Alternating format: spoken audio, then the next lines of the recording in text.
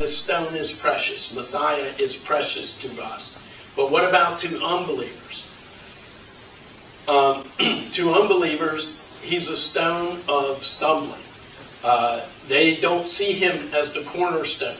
Their existence is built on some other standard that, compared to the stone that we are trusting in, is like the sand that won't stand up to the storms that come along, the storms of life. 1 Peter 2 verse 8 quotes Isaiah 8 verse 14. Notice all these quotes from the Hebrew scriptures to try and help people to understand these different truths that Peter is communicating. And in some cases he's saying these things were already talked about in the Hebrew scriptures. We've seen them play out in Messiah's first coming, because a lot of the scriptures were trying to help us to understand what was taking place when Messiah came the first time. And a lot of them are set up to help us to understand what's going to take place when he returns or comes a second time. Isaiah 8 verse 14 says, he is there to be a sanctuary, but for both the houses of Israel he will be a stone to stumble over, a rock obstructing their way, a trap and a snare for the inhabitants of Jerusalem. Peter says this verse applies, they stumble because they disobey the word. Now, here's the interesting thing. Our Jewish people were described in Romans, if you'll remember, as continuing to be significant because they first received the oracles of God. And they received the word on Mount Sinai. And in their services in most synagogues, they are going over the Torah portion. And yet, when I encounter Jewish people who go to the synagogues, and some who don't, they not only are not encouraging me in the word like they should, but they don't even consider the word meaningful for them today. They feel like they get to do whatever, they're leaning on their own understanding. And that's what Peter is saying, that happened in his time. That they knew what the Torah said, but yet they disobeyed.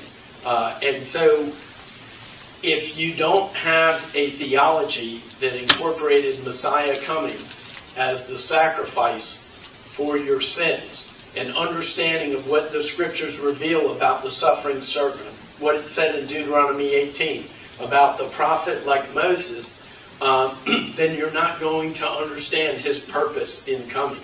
And it says, which I wanted to emphasize, we've already talked a couple times in this letter about predestination.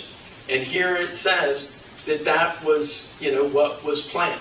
Now, that doesn't mean that they're not responsible for their disobedience. And that doesn't mean that every Jewish person has disobeyed the word.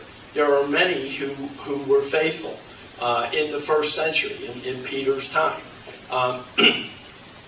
But nonetheless, as a whole, particularly the leaders, and you heard in my prayer, I forget when I realized this, but it's within the last couple days, I realized when so many Jewish people are embracing Yeshua, then the rabbis, instead of being in the role of explaining to them why he is not the Messiah, are going to have to evaluate for themselves, is he the Messiah? And so there will be a big transition. So anyway, we are actually going to make it to 1 Peter 2, verses 9 and 10. We'll see how much we get through on that. 1 Peter 2, 9. But you are a chosen people, the king's Kohanim, a holy nation, a people for God to possess. Why? In order for you to declare the praises of the one who called you out of darkness into his wonderful light. Once you were not a people, but now you are God's people. Before you had not received mercy, but now you have received mercy. So I want to start out by taking a vote. And this is going to be a preliminary vote. There's no right or wrong answer. But I just want to see if the numbers change after we go through this explanation next week. And we may repeat the vote. But how many believe 1 Peter 2 verse 9 is talking about the Jewish people only? Okay. How many people believe it's talking about Gentiles only? Okay. How many people believe it's talking about Jews and Gentiles? How many didn't vote? Okay. All right. So the vast majority at this point believe it's talking about Jews and Gentiles. And we're going to explore those three possibilities. Because the first thing we have to ask ourselves, it says you are a chosen people. And so we have to figure out who the you is. Once you were not a people, but now you are God's people. And so I kind of describe it as who is the you and who is the they. Because in verse 10, it says, it's a long ways away, but I'll get to it.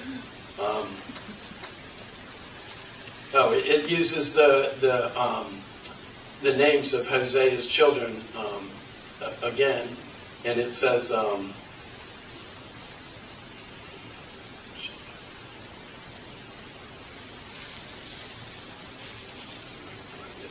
I'm going to get the translation in another using either the New American Standard or the King James next week, just because I feel like here it is. Once you were not that's right. I read verse 10. Once you were not a people, but now you are God's people.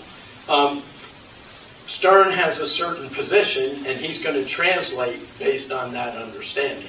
And so I'm going to get another translation. Like I said, I either use New American Standard or King James. I generally don't use other translations unless I really need a word in there and it's only in a specific translation. And that's rarely the scenario. Usually I see which translation best reflects the original language in my view. So we got started. We didn't get very far. But we will talk about next week in detail 1 Peter 2 verses 9 and 10.